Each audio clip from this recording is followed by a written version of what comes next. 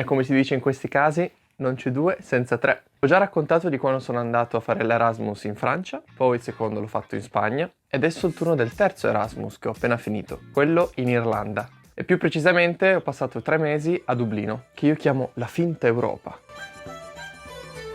Prima di tutto guidano dall'altra parte. E poi le prese elettriche erano diverse, io mica mi ero ricordato che dovevo comprare gli adattatori. Dublino è anche la città delle grandi aziende, con tutti edifici giganti, grattacieli, mini grattacieli e la musica irlandese su tutti i pub.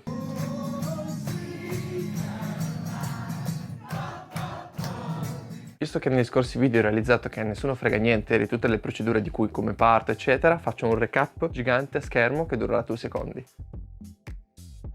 E così sono andato a lavorare per Education First, un'azienda che fa praticamente viaggi studio per studenti che vogliono andare a imparare inglese nei paesi inglesi, tipo Irlanda o UK oppure l'America. Il mio ruolo era quello di Accommodation Intern, praticamente dovevo aiutare il Residence Manager a gestire tutti gli arrivi, le partenze, tutto quello che avevano bisogno gli studenti, ma andavano a pagare di più per stare in residenza, che tra l'altro dove stavo anche io. Il Residence tra l'altro era fantastico, era abbastanza moderno, con la tessera magnetica per poter entrare a tutte le porte, poi c'era la palestra aperta 24 ore su 24, la cinema room, quindi per poter vedere film, quello che bastava prenotare, e poi la dining room, in cui si potevano organizzare delle feste, qualcosa per cucinare tutti insieme sul tavolone. Infatti abbiamo fatto un sacco di carbonara night. Poi ogni appartamento era condiviso con delle persone, quindi c'erano più o meno tra le 6 e 8 persone in una cucina condivisa e una sala, ma la cosa più bella di tutti è che avevo la mia stanza con un letto piazza e mezza e il bagno personale. Finalmente avevo il mio bagno per me, senza nessuno che doveva andare, senza dovevo chiedere, con la mia privacy. Era fantastico, penso la cosa migliore di tutte. E non pagavo niente perché era compreso nel tirocinio. Tra l'altro nel tirocinio era anche compreso i pasti che mi davano tutti i giorni dal lunedì al venerdì, che erano abbastanza buoni, molto sani, che prendevo dalla cucina. Ovviamente nulla a comprare con quelli italiani, però ci si accontentava perché era gratis. I primi giorni in residence ero da solo perché non era ancora stagione piena, io sono partito i primi di giugno e non c'era ancora nessuno nel mio appartamento. E avevo fatto pure un video in cui parlavo del fatto che ero da solo, che non avevo tanta gente e che mi sarebbe andata bene così. Io oltretutto avevo lasciato i miei amici in Italia, che avrebbero passato l'estate insieme, fatto tante cose, e io di nuovo sarei partito a conoscere nuove persone, fare nuove esperienze, però allo stesso tempo un po' mi dispiaceva, perché li avrei abbandonati di nuovo, sarei stato lontano, avrei dovuto fare nuove cose.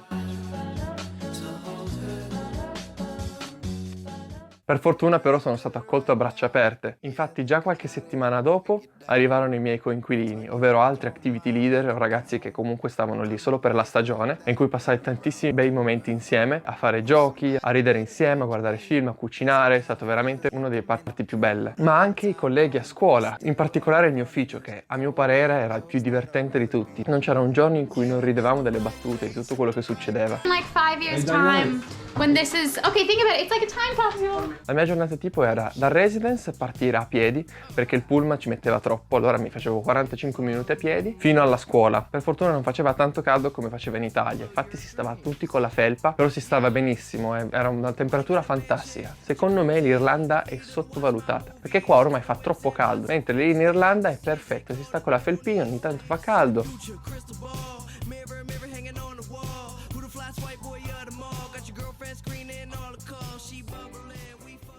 In generale, dal lunedì al venerdì stavo in ufficio, mi preparavo gli Excel, cercavo di aiutare i vari dipartimenti o comunque facevo cose abbastanza normali. Mentre nel weekend, che non dovevo lavorare, visto che a me interessava viaggiare un po', fare altre attività, parlai con il manager delle attività per poter fare l'activity leader, quello che portava un po' gli studenti in giro. Allora io ho passato un sacco di weekend a fare viaggi, a fare attività, a fare tantissime cose con i ragazzi.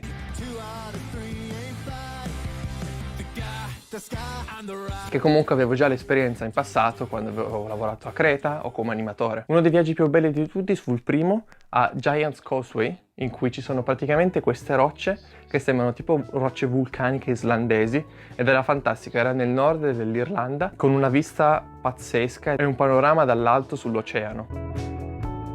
Un altro simile, forse ancora più bello, è Cliffs of Moher, dove hanno girato una scena di Harry Potter e il principe mezzosangue. E anche lì fantastico, poi io mi divertivo a fare video scemi con altra gente. Poi, anche se non l'avevo mai visto prima, sono andato al museo di Game of Thrones, era fatto veramente bene e mi è venuta voglia adesso di iniziarlo. C'erano tutti i manichini con la tecnologia, con le musiche.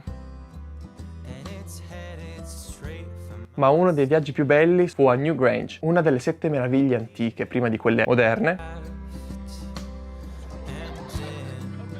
E quel viaggio è stato fantastico, abbiamo fatto karaoke nel pullman, abbiamo scoperto un sacco di cose, è veramente uno dei più bei viaggi per la giornata in sé. Ho fatto anche altre attività durante il giorno, tipo il kayak nel fiume di Dublino. Alla fine facevamo anche una gara Germania contro Italia. E poi le due esperienze più belle di sempre. La prima, Riverdance, che è praticamente un musical in cui si balla la danza irlandese, che sembra una cosa abbastanza banale o noiosa, ma vista dal vivo creava un effetto, un coinvolgimento pazzesco. Mentre l'esperienza più bella di tutte fu il Guinness Storehouse, dove fanno la Guinness, la birra più tipica dell'Irlanda, tra l'altro bevono tutti. L'edificio del museo è fatto tipo birra e si sale sempre su al piano di sopra, e il museo non era solo un museo, era proprio un'esperienza sensazionale. Si facevano odori, si provavano le cose, c'era la musica, c'erano i suoni, era tutto veramente fantastico. E il gruppo di studenti con cui l'ho passato ha reso veramente questa giornata fantastica. Alla fine, nell'ultimo piano c'era anche la birra compresa nel biglietto, con tutta la vista dell'Irlanda. E io quell'edificio lì l'avevo visto da camera mia. Mi ricordo che i primi giorni lo guardavo e dicevo: adesso Dublino la conquisterò tutta e sarò talmente bravo che ando in quell'edificio lì, pensando che fosse tipo un'azienda multinazionale, qualcosa di particolare. E invece guarda, alla fine dell'estate sono finito lì, dove sognavo di andare all'inizio. È buffo pensare come all'inizio pensavo che l'esperienza sarebbe stata una cosa solo personale e che avrei lavorato su me stesso, avrei fatto tante cose su di me, allenato, meditazione, lavorato sui progetti, ma perché non avevo ancora nessuno intorno a me. Quando poi sono arrivate le persone, ho realizzato, come è sempre vero, che le persone sono il centro di tutto, sono quello che rende l'esperienza diversa, che esalta l'esperienza, la fa diventare più bella e che crea ricordi indelebili alle persone. Infatti io ho un ricordo bello dell'Irlanda, quindi questi 3 mesi, non tanto per quello che ho fatto, ma per le persone con cui le ho fatte queste cose. Le persone alla fine sono quello che contano, ed è per questo che questa esperienza non me la dimenticherò mai.